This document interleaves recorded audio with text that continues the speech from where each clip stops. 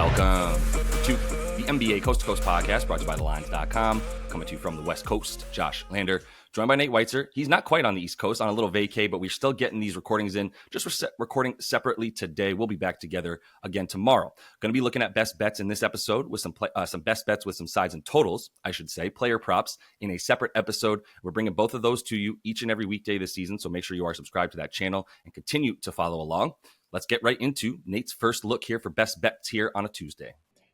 Yeah, I'm going to take the Warriors here -5. It's hovering around that number, 4.5, 5.5, but I think they're good to win here by a decent margin at Memphis with the Grizz on a back-to-back, with the Grizz scrambling under the new coaching staff, which admittedly they were like, we were surprised or the new head coach, I was surprised to be thrust into this role. Taylor Jenkins fired along with 2 assistants. The defense is still broken, and they get a terrible spot to be a brand new coach when you have a back-to-back against the Celtics and red-hot Warriors. Now, the Grizz, even under Jenkins, had not really performed against good teams. They're 11-22 now, straight up against teams above 500, lost 6 straight against non-tankers, have not covered as an underdog since February 2nd, 0-8. In their last 8 opportunities.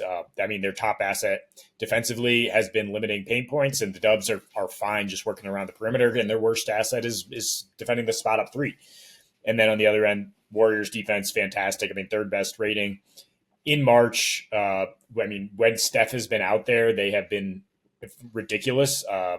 Steph, they lost those 2 when he was out with the tailbone.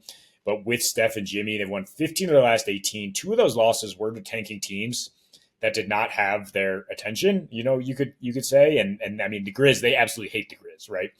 They had all those playoff battles. They lost by 50 in Memphis earlier this season, bounced back with an 8-point win without Steph, with Wiggs, Schroeder, and Lindy MF Waters leading the way, beat this Grizzlies team. So that's just like sheer gumption.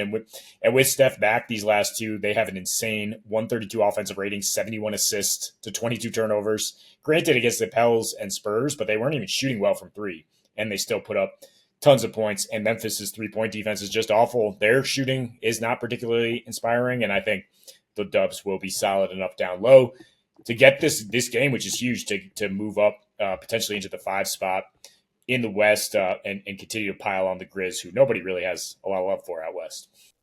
First bet I'm looking at here, I'm going to that Orlando game, and I'm going to take them to handle the Spurs. They're only 3.5-point favorites, hovering around 4. I would take anything below 5, to be honest, with Orlando.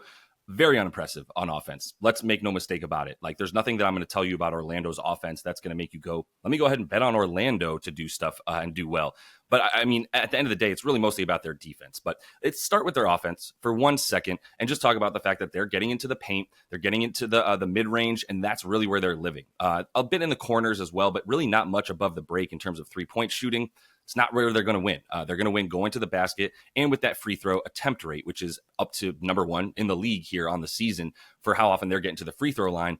Spurs been pretty good limiting free throws, but in part that's because they're just a turnstile to the rim. There's really not much defense or pressure once you get there. They have fouled occasionally, but obviously not very much. They're just giving up a ton down low. They're dead last in terms of the opponent's rim frequency. So teams are just getting to the rim with ease against them. And the same goes for pretty much every other shot above the break. If you want to take threes, this is a defense that's easy to give it up. They're not good at limiting corner threes. They're just bad limiting threes at this point. They always have been. They were just able to take advantage of Wemby playing down low and then sort of press up on the guys on the 3-point line. Now they can't do that because they press up on the 3-point line, then guys are just getting layups. That's giving them open shots as well. So don't need the Orlando Magic to be awesome on offense, just need them to continue to dominate on defense like I expect them to against a Spurs team that I just don't know what you're looking at here. There's no identity. There's nothing left for them. They just want this season to be over and Stephon Castle to win Rookie of the Year. So I'm going to go ahead and take this Magic team to cover. I think it's going to be pretty low scoring because the way the Magic are going to play D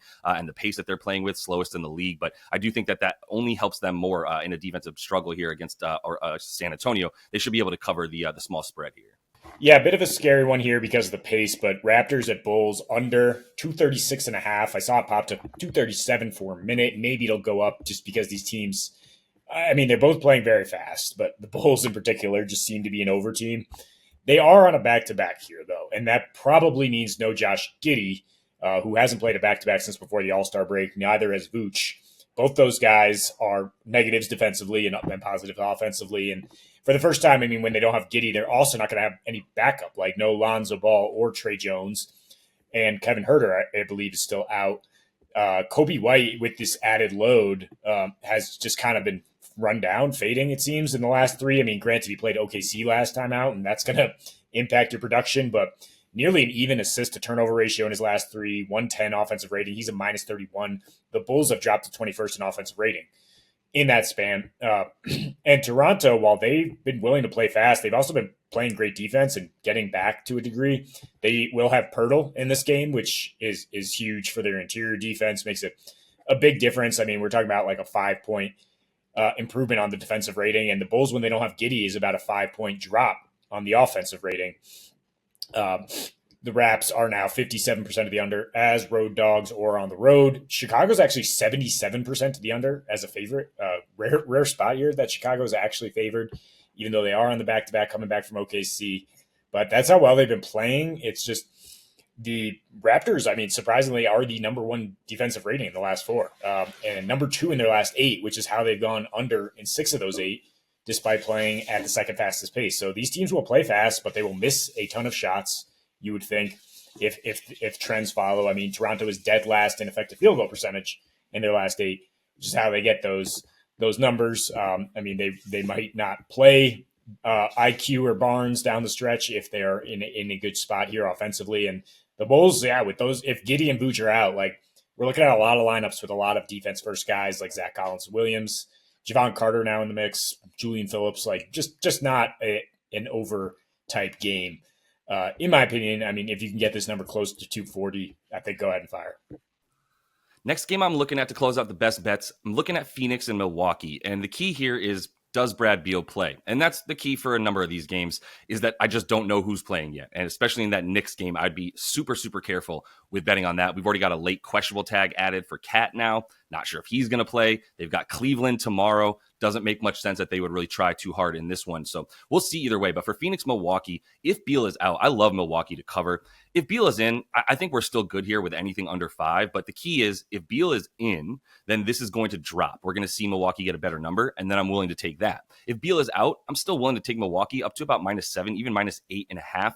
I still think that we have an edge there for Milwaukee to cover at home against this Phoenix squad that is dead last in defensive rating over their last 5. They are 27th in pace and 19th in offensive rating, which is good for 27th in net rating over their last 5 as well. They have played a really hard schedule. So have the Bucks, though. And both these teams have suffered as a result of the schedules. And then now KD out for Phoenix and Dame is still out for Milwaukee. But we know we're going to get Giannis and we know we're going to get Brolo. AJ Green is questionable. Not too worried about that in this matchup. The way I see this one going is, one, nobody's going to stop Giannis, right? At this point for Giannis, he's just doing everything he can to carry this team when he's on offense, at least 30 a game in like 9 or 8 of his last 10, whatever it is. And he's just causing them to go to the rim, right? They are going to continue to be a high rim frequency team and a high paint frequency team. And at best, after that, it's really been corner threes and mid-range. But that's fine. Like this Phoenix defense, even if they have Beal, the reason I'm not worried about this is, even if they can pull off some shots against a Milwaukee team that's been faltering a bit on defense, especially over their last 5, no question about it,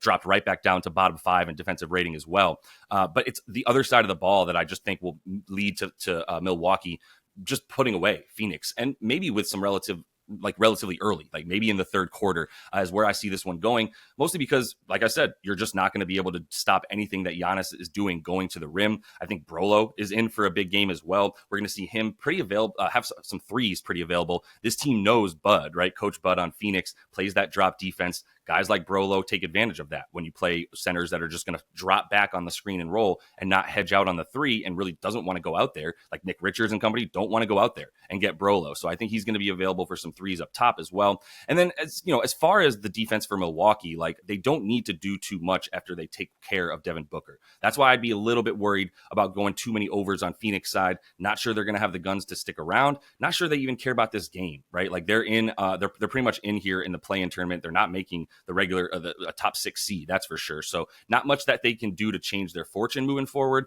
I don't think that this is going to be too close of a game by like I said, middle to the end of the third quarter. I think this Bucks team takes over. So that's all the time we have for you, though, in Best Bets. Make sure you are subscribed to that channel and check out the play of props we have up alongside this right now and every day. And until we see you next, happy betting. Step